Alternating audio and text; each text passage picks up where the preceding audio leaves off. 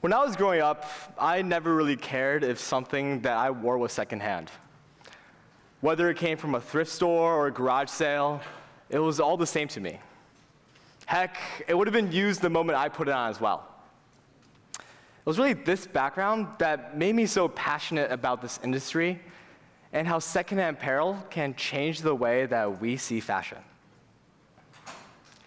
Today, I want to share with you some of the problems and innovations going on in this space that I learned myself through my journey of building a startup. But before I do that, I want to take a quick poll. How many of us have gone thrifting before? Well, together, let's go thrifting. As you walk into a thrift store, all we see is colors everywhere, racks of clothes, styles we've never seen before. It's like a real-life Pinterest board. You never know what you're going to find. And suddenly, you stop. Something catches your eye. It's screaming your name. That was the story of how I found this jacket. I was wandering around London, and I got it at a thrift store for just 15 bucks. And as you can see, I wear it quite often.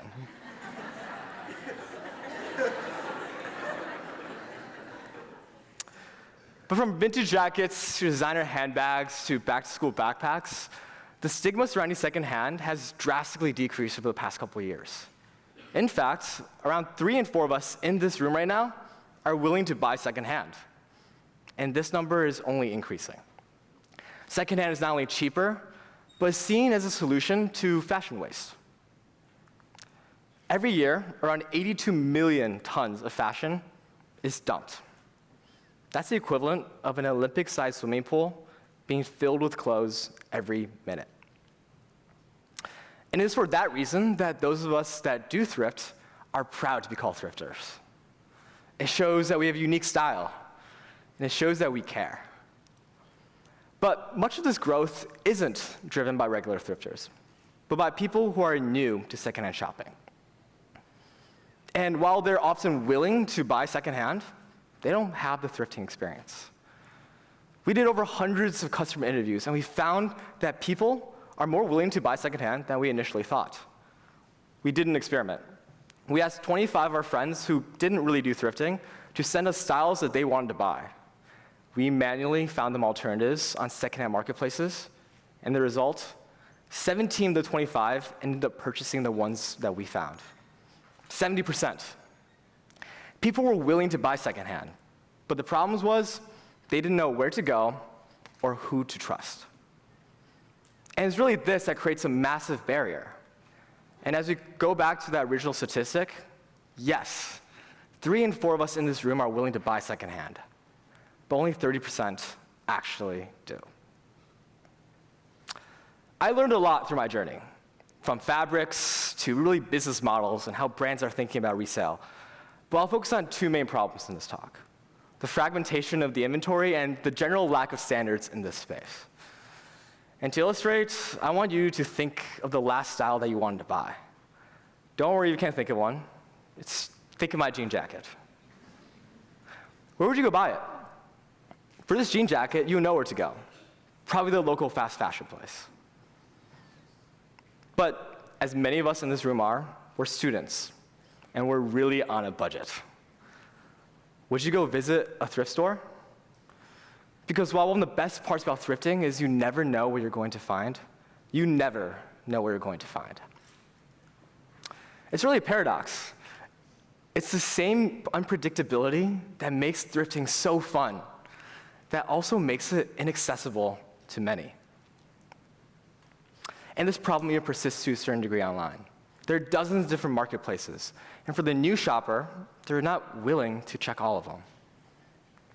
This is an inherent problem secondhand, because secondhand sellers don't control their inventory. If you're a thrift store, you're constrained by the donations you get. And if you're a reseller, you're constrained by what's in your closet.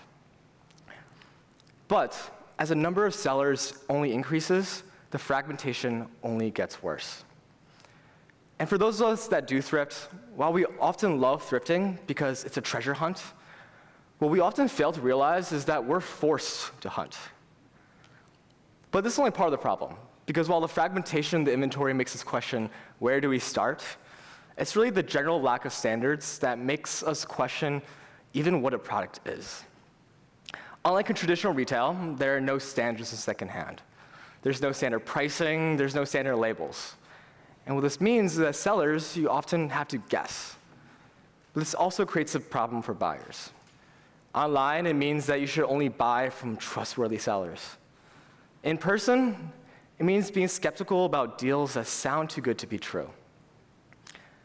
Like that Gucci bag you found in Goodwill for just 25 bucks, God knows if it's real. But it's really these problems, the lack of standards and a fragmentation of the inventory, that creates significant barriers for new shoppers to enter the space. Because even for those of us that do thrift, while we often call thrifting fun, we hardly ever call it reliable. But for a second, let's abstract away from these issues. How do we solve this problem? How do we make secondhand more accessible and more reliable to more people? That was the question I wanted to find out. And I talked to people. And one of the things that I learned was when we shop, we aren't actually shopping for new or used. We're simply just shopping. And everyone had different stores and different shopping habits, and some people were more prone to impulse buy than others. But the question this led us to was, how do we make secondhand shopping just shopping?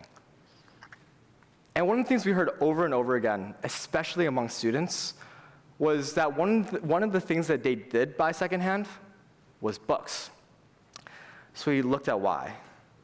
We went to Amazon. When you're shopping for this textbook, you're shopping for this textbook, not the new one or the used one.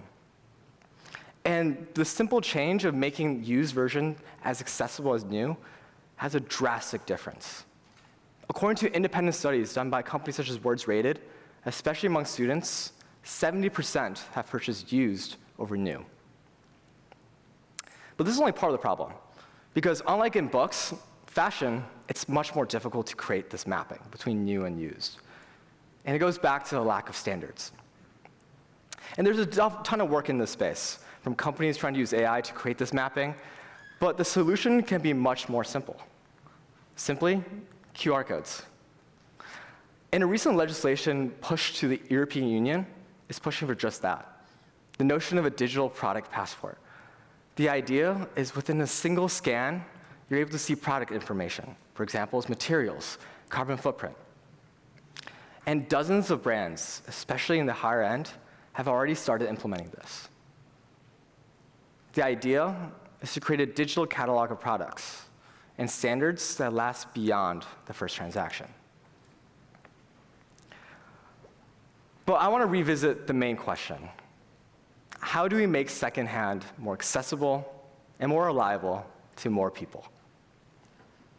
And while I propose some solutions, they are far from exhaustive.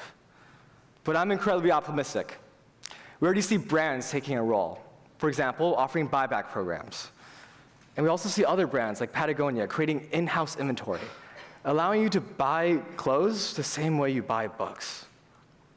And we also see tech companies making incredible strides, some being able to detect counterfeits within just an image. And as I close, I hope to have given you a new perspective on secondhand shopping, its problems and some of its innovations. Because every thread is secondhand. From my jean jacket to your next find, weaves together the past and the possibility of a greener and more inclusive future. Thank you.